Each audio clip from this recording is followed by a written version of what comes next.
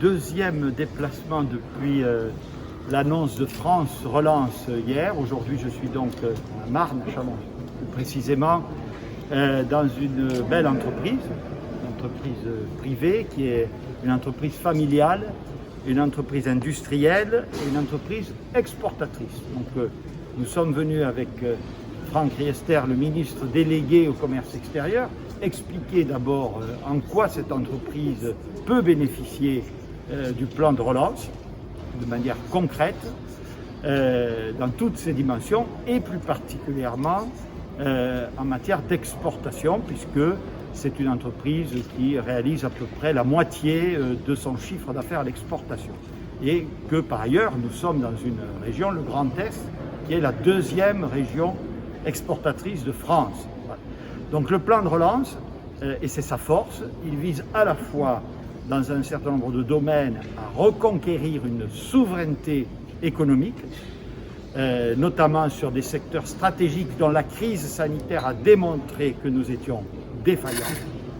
Mais en même temps, elle cherche aussi, ce France Relance, à développer nos capacités d'exportation. Il faut que nous ayons une économie conquérante, notamment par la qualité de ses produits.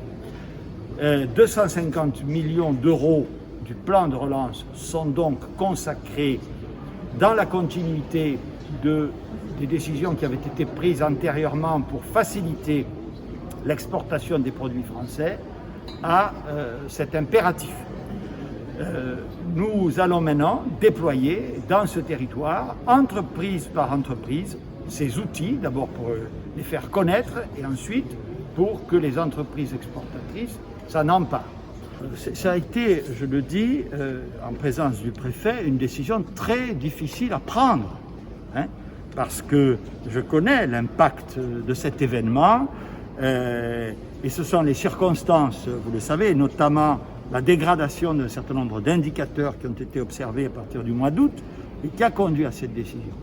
Je suis aussi venu ici pour dire à l'ensemble des acteurs, des partenaires, j'ai vu les agriculteurs, je suis aussi dans cette entreprise, j'ai bien sûr rencontré les élus, que l'État est là pour les aider, pour les accompagner, y compris pour gérer les conséquences de cette annulation. C'est une annulation tout à fait exceptionnelle, d'accord ?